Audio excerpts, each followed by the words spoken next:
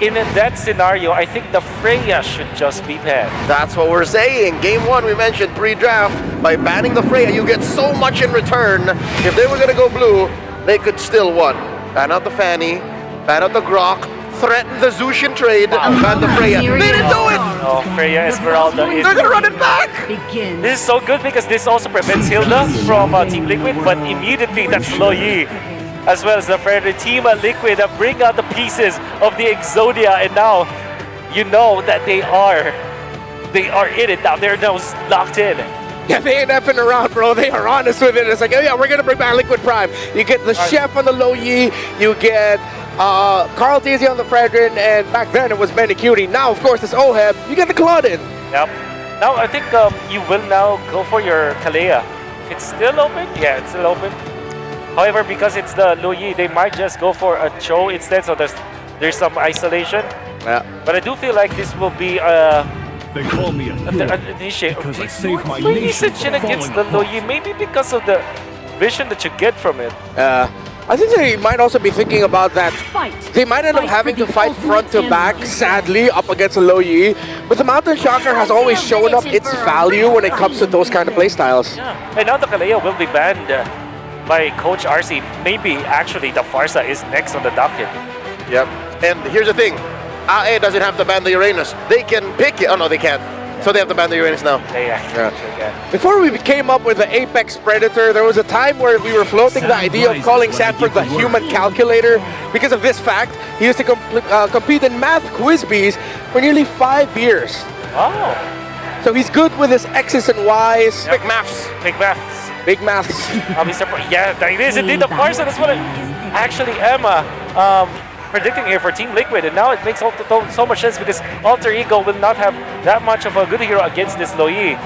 But they have not faced Low Yi, however, though. So they might just go for, oh, there's the Cho that I also mentioned earlier. Maybe they would go Zetian actually as their last pick. Yeah. Cho Zetian clear up the minion wave really well, and you have to be on point with your management lest you suddenly lose the next 3 to 4 minion waves. It's typically Hylas here for Team Liquid, and then they may toss it out with that Arlet. That Arlet will be But the Arla's banned. bad, so they might just go for probably Lapu Lapu. Laps, yeah. Against an Esme though in lane, I'm not a big fan of it. They might just double down in either the Uranus or a Glue at that point. Yeah, I would rather the glue. Oh! Alice. If you're Uranus, then you just hunker down on the Esme-Uranus matchup. Yeah. But you're good against the Yusin Shin. Yeah. Or there's no Kali.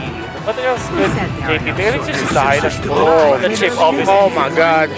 Yeah, they aren't messing around. They're going, this is season 13 Liquid. What are the odds that Alter Ego goes for the Faramis now, especially because it's Low Yi plus the chip? Actually, I'm not gonna knock that, but it's up against a Cloud. You take away the Nether Realm so quick. Maybe you just go for... Maybe... Oh, no, not the Lilia, actually. Valentina, perhaps? For Alter Ego? Yeah, that makes a bit. Well, I think we just go for the Zetia, and I wouldn't mind it. If you're front to back, then yeah, maybe they might lean into the Kimmy as well. But that's so much attack, continuous damage. They need hard burst, I feel like. Yeah. And you're so vulnerable as the Kimmy. Selena? No, it's gonna be lagging against the Yuzong Fred.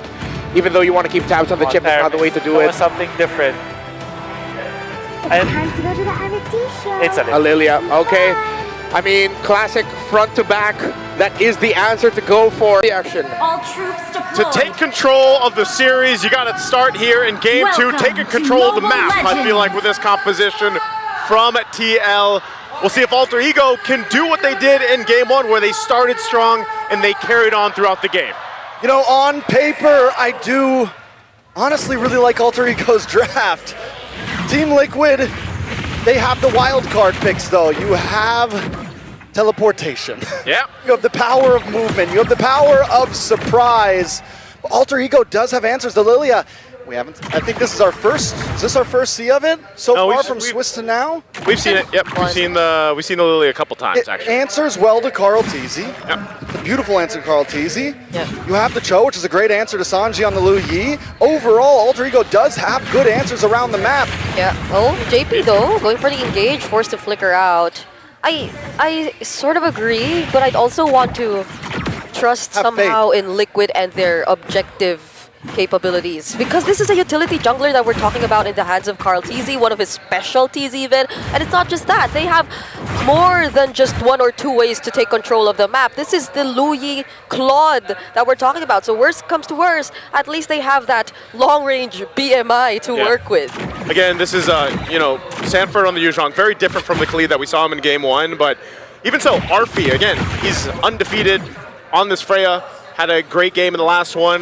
Hijime bringing out the Lilia, I think, is going to be kind of annoying to deal with, especially because of the way the poke works and the ability to potentially cause enough damage within a team fight, especially depending on how Hijime builds this out, that it gives them this kind of fighting prowess against the macro level of this. Arfi could be in trouble. Is he going to go 1v2? No, he's fine enough with that Valkyrie form. You know, if I'm thinking of win cons for Team Liquid, we need to see Sanford be aggressive in this early phase. He's the major damage dealer. Karl TZ needs to be able to get these objectives. Look at the damage! Called it, but Karl TZ doesn't survive that. Sanford picks up the kill on Yazuke though, but he does get traded out. So all that to lose Karl. Yeah, you lose Karl. No one commits to the turtle just yet. They might go ahead and grab it once Yasuke gets back there, but still, Karl's here now too, so I think they want to give it a round 2. Okay, and now it's Nino who they look to target. Will walk safely under the turtle and gets to dodge the combo from Sanji. Now they set up for the turtle objective. Alec trying to disrupt them just a bit. JP2 going for the zone. There's the stun, but the way of the dragon is used onto him. Hijime going for the burst, but this is enough time for Liquid to take the turtle. Maybe Yazuke is not even looking for the turtle. He's down bot. A quick diversion, though, to make sure that he can't steal this orange.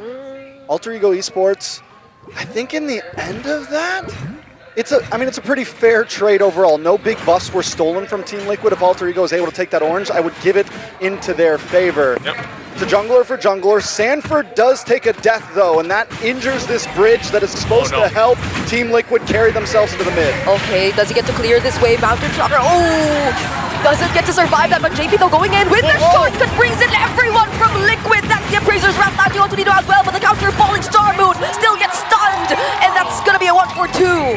As we've seen for our XP laners, hold on, Oheb. Oheb gets knocked up, does have the BMI, will reposition. Hijime was there though. Fortunately, Karl saving him there. Great skill there from Oheb to stay alive, but again, Sanford's gonna deal, he's gonna be the punching bag. Like I've said throughout the Swiss and knockouts, your XP laners get beat up, man, and that's just how it's gonna be, and then they can adjust from there. Now, taking a look at the items, again, Alter Ego, still playing the same way, they're still working in their first items across the board for both teams here, but it's more so answering that ability that if Alter Ego chooses to pick a lane, go for a gank, get a kill, they always have to be conscious of the shortcut. Not just that, but the diversion too, because those are such 2 big, powerful ultimates that are in the sleeves of Team Liquid.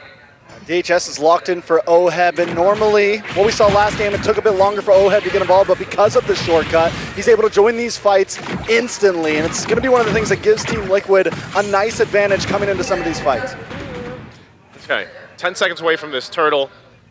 They might decide to just go ahead and full-on fight it. Arfi and Oheb, they've been at it just like we expected. Arfi, handling his own there, but you can see the rotation and the setup is getting in place. Yeah. Yazuke has done a great job at controlling a lot of the objectives and in their games as Alter Ego, and that's something that we have to see here from Karl TZ, and again, why I think he's opted to go back to that. Let me pick utility pick. So Sanji. Sanji doesn't get to touch that. He gets bursted down.